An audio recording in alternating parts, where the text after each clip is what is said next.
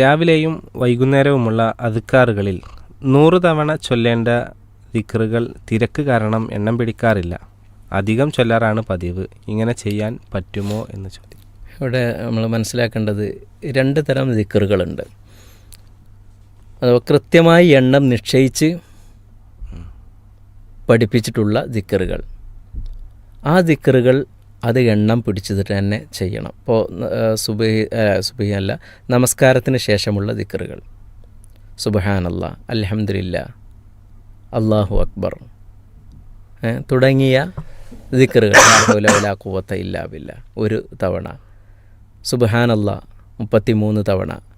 അതേപോലെ തന്നെ രാത്രി ഉറങ്ങാൻ കിടക്കുന്ന സമയത്ത് ഇതേ ദിക്റുകൾ തന്നെ പഠിപ്പിച്ചത്. അതൊക്കെ ആ ഒരു കൃത്യമായ എണ്ണത്തിൽ തന്നെ നമ്മൾ പരിമിതപ്പെട്ട് അതിന് കൈവിരലുകൾ ഉപയോഗിച്ച് നമുക്കെന്ത് ചെയ്യാം, ചെയ്യണം.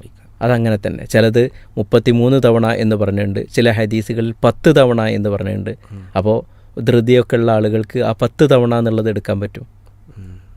അങ്ങനെ ആ എണ്ണം കൃത്യമായി നിശ്ചയിക്കപ്പെട്ടത്. മറ്റു ചിലത് ആ എണ്ണത്തിൻ്റെ കാര്യത്തിൽ എന്തല്ല, അതിന് കൃത്യതയില്ല.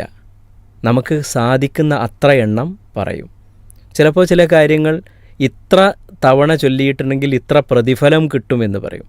അതിലധികം ചൊല്ലിയാലോ അതിലധികം പ്രതിഫലം കിട്ടും.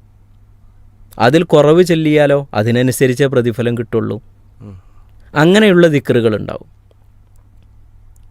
ഇപ്പോൾ നബി സല്ലല്ലാഹു അലൈഹി വസല്ലം ഒരു ഹദീസിൽ പറഞ്ഞു, ലാ ഹൗല വലാ ഖുവത ഇല്ലാ ബില്ലാഹ് എന്ന ദിക്ർ, അതേപോലെ തന്നെ സുബ്ഹാനല്ലാഹി വബിഹംദിഹി സുബ്ഹാനല്ലാഹിൽ അലീം എന്ന ദിക്റിനെ സംബന്ധിച്ച്, ഇത് ചില ദിക്റുകൾ ചൊല്ലിയിട്ടുണ്ട് എങ്കിൽ നാളെ പരലോകത്ത് അതിനേക്കാൾ ഉത്തമമായ ഒരു കർമ്മവുമായിട്ട് വരൂല എന്ന്.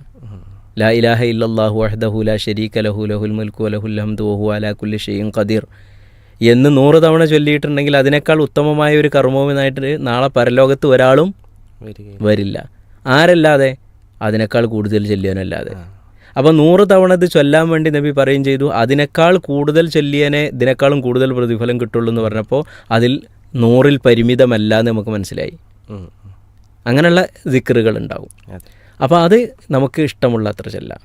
അതുകൊണ്ട് സുഹൃത്തിൻ്റെ ചോദ്യത്തിന് നമ്മൾ മനസ്സിലാക്കേണ്ടത്, എണ്ണം പറഞ്ഞുകൊണ്ട് നബി സല്ലല്ലാഹു അലൈഹി വസല്ലം പഠിപ്പിച്ചിട്ടുള്ള 3 എന്ന് 4 എന്ന് 7 എന്ന് 10 എന്നൊക്കെ എണ്ണം പറഞ്ഞുകൊണ്ട് പഠിപ്പിച്ചിട്ടുള്ളത് ആ എണ്ണത്തിൽ തന്നെ പരിമിതപ്പെട്ട് ചെല്ലാൻ വേണ്ടി നമ്മൾ ശ്രദ്ധിക്കുക.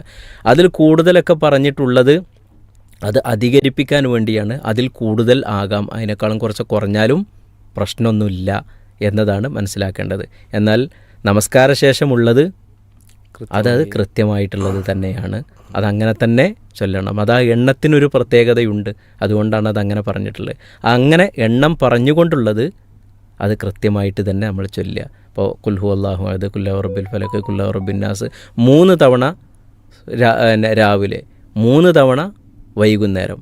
അത് നമ്മൾ 4 ആക്കാനും 5 ആക്കാനും നിൽക്കണ്ട. അത് ആ 3 എണ്ണത്തിന് അതിൻ്റെ പ്രത്യേകത ഉണ്ട്. 2 ആക്കും ചെയ്യേണ്ടതില്ല എന്നതാണ് ശ്രദ്ധിക്കേണ്ടത്. അല്ലാഹു അലം.